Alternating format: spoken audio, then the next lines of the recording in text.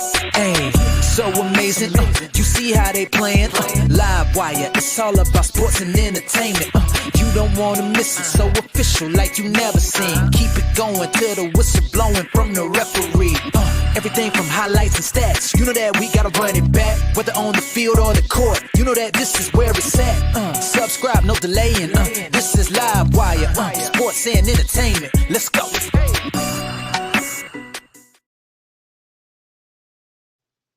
What's good, everyone? Welcome to another Live Wire Sports Media Update. All right, so I have two videos, a year-end video and another Caitlin Clark video to end my 2024 season. Now, we all have been up since the beginning of the draft, everything Caitlin Clark. But one of the things that a lot of people always say, well, Caitlin Clark has not achieved anything because she hasn't won a chip in college. But as she got drafted the #1 overall pick in the 2024 draft, she went on to become the Rookie of the Year, should have been unanimous. But she also was fourth in the MVP voting. And if Caitlin Clark had started the year off the way she did her second half of the season, I think she would have been top two, top three, probably top one. But nevertheless, the MVP went to A'ja Wilson. The run up to her was LaFisha Carter, which I thought she should have won. No, that's just my preference. But I think Caitlin Clark is on a mission. I think the Indiana Fever is on a mission. And I think what they're trying to do is win titles, not just awards. And I think Caitlin Clark knows that. I think she knows that to cement her legacy even further, they already call her the female version of Michael Jordan in women's sports, which I agree. I feel like Caitlin Clark has embodied what it is to be a great player. There are rumors that she will probably be on Travis Kelce's podcast this Thursday. So be locked in on that. But now I went to, it's two articles, one for Audacy and one for Talksport. So I'll get to Audacity in a minute. But Talksports really put out an article of a bunch of players for the 2024 year end. And it says Caitlin Clark wins WNBA MVP before delivering Indiana Fever a world championship. Could be. So that's the article right there. I keep it posted right there for you real quick. So the article went on to say a record-breaking 2024 saw Caitlin Clark named WNBA Rookie of the Year and Time Magazine's Athlete of the Year, amongst other awards she had got. However, it says the ultimate prize still eludes Clark and the Indiana Fever after disappointing early playoff exit ended in championship dreams. It said not for much longer though, as the Michael Jordan of women's basketball will return with a vengeance in 2025, which I agree, because trust me, she's gonna be on a mission. And I feel like she knows that the WNBA is a little bit easier to her. She thought it would have been harder, but now that you got new coaching, you got new front office help, president, GM, and now so forth and so on, it's going to make it easier, make it whole much easier to lure people in to be able on that path. So not only to scoop up the MVP award, but the World Championship trophy as well. By the end of 2025, Caitlin Clark will have truly cement herself as the preeminent force in women's sports and maybe even sports full stop. And this article is by Joshua Rogers. So with that being said, I think they have a great chance. I really believe that the Indiana Fever is, excuse me, I really believe that the Indiana Fever is going to position itself to come out the gate to win championships. They're not going to do that. They're not going to sit back and, oh, well, let's make the playoff. That's out of the question. I already said in a lot of my videos. If you could go and check them out, I said that at the end of this season, it's going to be where when they go into this season, Caitlin Clark in the Indiana Fever, and if you see what Kevin Porter, I mean Keith Porter has been doing with working out with Caitlin Clark, getting her right. Now he just dropped a workout video with Aaliyah Boston. Like I said, you already got Kelsey Mitchell over there playing as well. And I'm gonna probably do a Kelsey Mitchell video probably tomorrow. That's to probably start off because I got something, highlight her a little bit. Um, but you see what she wants. Caitlin Clark she wants to be the best in the game. You already can tell by her mentality. You already see it in her eyes. She wants to be the best women's basketball player ever. You know what I'm saying? And she's on a mission to achieve that. She works hard, she practices hard, and now she's going to have teammates and everything. So this article came from Audacity, and it says Caitlin Clark will be legitimate WNBA MVP contender in 2025. Now, they say contender. So the Indiana Fever star is building a historic rookie season to challenge Asia Wilson for the MVP honors in 2025. Now, we already know that Asia Wilson led the league in scoring last year, um, and she won the MVP. But nevertheless, Caitlin Clark was in the second half of the season, she was averaging almost 19, close to 19 points a game. I believe Caitlin Clark will average almost 20, I say between 24, 25 points a game. I don't think nobody else is going to come close to that. I don't think nobody's going to come close to that. Because she can score and she can also assist. She's part, and like I said, she's going to lead the league in assists again. And she's going to me, I think she's going to lead the league in scoring on both spectacles. You know what I'm saying? Now, would love to see her win Defensive Rookie of the Year, but it's going to be hard. She could probably do that in another year. But I want her to win MVP, and I want her to win a ring in her second year. That's going to solidify her as the best in the game. You know what I'm saying? Because look how long it took Asia Wilson to do it. I think what 5 years. If she does this in her second year, she's going to be cementing herself as the best player in the world and in the game. You cannot. There's no way you cannot overlook that. You know what I'm saying? Because she did it in year two. That's going to be put pressure on anybody that come in college and say, well, Caitlin did. She won a chip. Now we know Michael Jordan took him 6 to 7 years to win a ring, but once he won that ring, he was on a tear. I don't think it's going to take Caitlin Clark that long. I do believe that the Indiana Fever is going to put a roster together with the pieces that they have to make a deep run, to make it now. We already know that the New York Livy is the defending champs right now. And you still got teams out there that still with this expansion, or not expansion, but the draft, or we already had the expansion draft.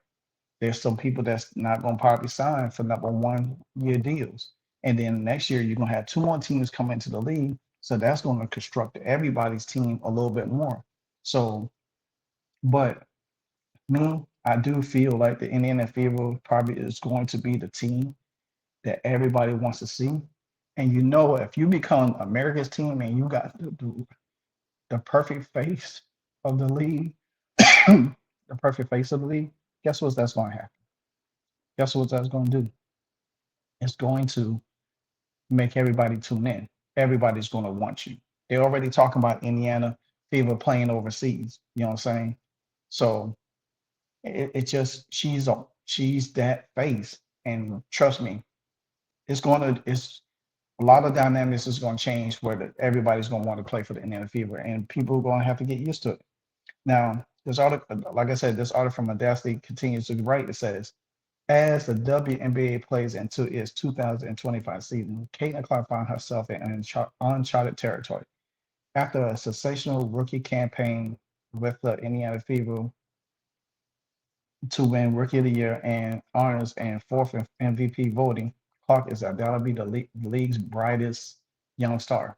Now, entering her second year, Clark is looking to become just the second player to win MVP in one of her first 2 seasons.